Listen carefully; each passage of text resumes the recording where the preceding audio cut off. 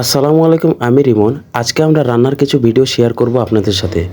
আজকে রান্না করব রোস্ট রেসিপি, সো দেখতে থাকুন। প্রথমে আদা রসুন বেটে নেওয়া হচ্ছে। স্ক্রিনে দেখতেই পাচ্ছেন, ও আমার রুমমেট প্লাস ছোট ভাই। ওর নাম শেতাউর।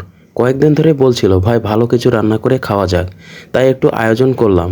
তাই ভাবলাম যে রোস্ট রান্না করে খাওয়া যাক, কখনো রোস্ট রান্না করা হয়নি। 1 ঘন্টা আগে আমরা বাজারটা করে রেখেছিলাম। এখন সবকিছু রেডি করে আমরা রান্নাটা উঠিয়ে দিব।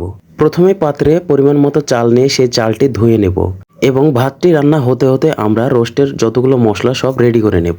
আমাদের মেসে মূলত গ্যাস সিলিন্ডার দ্বারা রান্না করা হয় এবং আমরা যখন ছোটোখাটো নিজস্বভাবে রান্না করি তখন আমরা নিজস্ব স্টোভ দিয়ে রান্না করি। প্রথমে স্টোভে তেল ঢেলে নেব, কারণ রান্নারত অবস্থায় কখন তেল শেষ হয়ে যায় বলা যায় না। এরপর স্টোভটা জ্বালিয়ে নেব এবং চালটা উঠিয়ে দেব।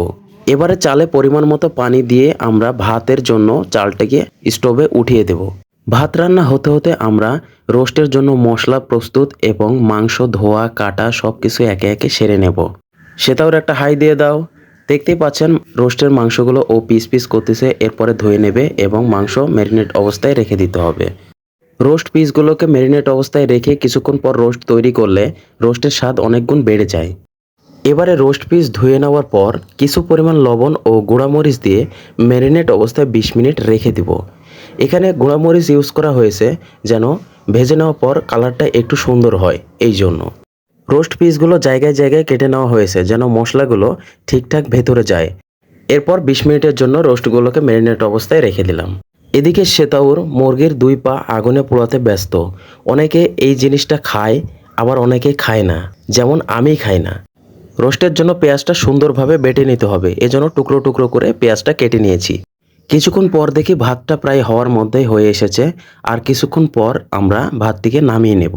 ভাত একটু শক্ত অবস্থায় নামানো ভালো, কারণ ভাতটা খুব ঝরঝরে হয় এবং খেতে ভালো লাগে। তাছাড়া একটু নরম অবস্থায় নামালে ভাতটাও খেতে খারাপ লাগবে। ভাতটা নামিয়ে নেওয়ার পর আমরা রোস্ট রান্না শুরু করব।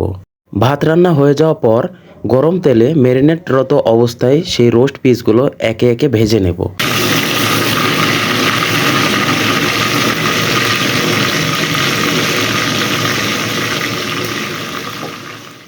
রোস্টগুলোকে খুব ভালোভাবে উল্টিয়ে পাল্টিয়ে ভেজে নিতে হবে যেন কোনো জায়গায় কাঁচা অবস্থায় না থাকে। লাইফে ফার্স্ট টাইম রোস্ট রান্না করছি, জানি না কেমন হবে, তবে ট্রাই করব ভালোভাবে রোস্টটা সম্পন্ন করার। এতক্ষণ শুধু রান্নার ভিডিও দেখাচ্ছি বলে ভাবেন না যে রান্নাটা অন্য কেউ করছে। রান্নাটা কিন্তু আমিই করছি। দেখা যাক শেষ পর্যন্ত কতটুকু ভালো করে রান্না করতে পারি। এভাবে রোস্টগুলোকে ভেজে নিয়ে একটা প্লেটে উঠিয়ে নিয়ে রাখতে হবে। এবারে রোস্ট রান্নার জন্য সেই তেলে পেঁয়াজ বাটা, আদা বাটা, রসুন বাটা, গরম মশলা এবং স্বাদ মতো লবণ দিয়ে সুন্দরভাবে কিছুক্ষণ ধরে কষিয়ে নেব যেন আদা রসুনের কাঁচা ঘ্রাণটা না থাকে। এবারে পাউডার দুধ এবং লেবুর রস দিয়ে বানিয়ে রাখা টক দইটা দিয়ে দেব। এভাবে আর কিছুক্ষণ কষিয়ে নেওয়ার পর রোস্টের পিসগুলো দিয়ে দিতে হবে।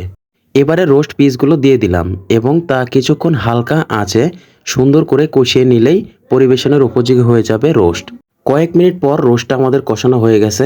আর কিছুক্ষণ পর সেটা নামিয়ে আমরা পরিবেশন করব। অবশেষে আমরা রোস্টটাকে পরিবেশন করলাম এবং দেখেন কেমন হয়েছে। দেখতেই পাচ্ছেন রোস্টটা অনেক ভালোই লাগছে, আশা করি ভালোই খেতে হবে। আবার কিছু মুরগির মাংস রান্না করার জন্য আমরা পেঁয়াজ বাটা, আদা বাটা, রসুন বাটা এবং তাতে কিছু পরিমাণ হলুদ দিয়ে দিলাম।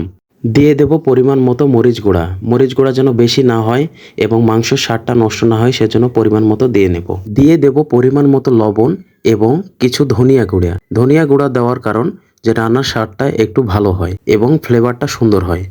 মশলাটাকে আবারও পূর্বের মতো কষিয়ে নিতে হবে যেন আদা রসুনের কাঁচা ঘ্রাণটা না থাকে।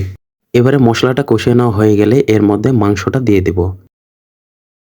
মাংসটা দেওয়া হয়ে গেলে সেটা ভালোভাবে নেড়ে চেড়ে কষিয়ে নেব। মাংসটা যত সুন্দরভাবে, যত নিয়ম মাফিক রান্না করা হবে, মাংসের টেস্টটা তত সুন্দর পাওয়া যায়। এভাবে মাংস রান্না করলে মাংসের স্বাদটা একদম অরিজিনাল পাওয়া যায়। এবারে এতে কিছু পরিমাণ পানি দিয়ে সেটা কষিয়ে নিতে হবে। এতে 2-4টে কাঁচামরিচ দিয়ে দিলাম যেন মাংসের ফ্লেভারটা একটু সুন্দর হয়। তারপর বাটি দিয়ে ঢাকা দিয়ে একদম সুন্দরভাবে কষিয়ে নেব। একটু পর লবণটা টেস্ট করার পর দেখলাম লবণ একটু কম হয়েছে, তাই একটু সল্ট বি স্টাইলে লবণটা দিয়ে দিলাম। কিছুক্ষণ কষিয়ে নেওয়ার পর দেখুন আমাদের মাংসটা প্রায় হওয়ার মধ্যে চলে এসেছে। আর কিছুক্ষণ পর আমরা মাংসটা নামিয়ে নিয়ে পরিবেশন করব। আমরা মাঝে মধ্যে এভাবে 2-1 দিন রান্না করে খাই, এতে করে খুব মজা হয় এবং স্মৃতি হিসেবে রয়ে যায়। দেখতেই পাচ্ছেন যদিও ঠান্ডার দিন তারপরেও রান্না করতে করতে একদম গরমে ঘেমে একদম শেষ হয়ে গেছি। তরকারি রান্না করতে করতে আমাদের ভাতের বাটিটাও কমপ্লিট হয়ে গেছে। এখন আমরা জাস্ট তরকারির বাটিটা করে সরাসরি খেতে বসবো। রান্না তো করলাম, এবার নাকি তরকারির বাটিটাও আমাকেই করতে হবে। সেটাও আমাকে বলছে যে ভাই বাটিটা আপনিই করেন। কি আর করার, তাই বাটি করতে আবার বসে গেলাম। বাটিটা করা হলে সবাই একসাথে খেতে বসবো। মেস লাইফে এভাবে একসাথে রান্না করে খাওয়ার মজাটাই আলাদা। হয়তো পড়াশোনা শেষে কে কোথায় থাকবে, তখন এই দিনগুলিকে খুব মিস করব। দেখতেই পাচ্ছেন আমাদের বাটি করা প্রায় শেষের মধ্যে, একটু পর আমরা খেতে বসবো। এই যে দেখতে পাচ্ছেন আমাদের বাটি করা শেষ, এখন আমরা সবাই মিলে খেতে বসবো। আপনাদেরও দাওয়াত রইল। এত কষ্ট করে পুরো ভিডিও দেখার জন্য আপনাদের সবাইকে অনেক অসংখ্য ধন্যবাদ। পরবর্তী ভিডিও পাওয়ার জন্য ফলো এবং সাবস্ক্রাইব করে পাশে থাকবেন।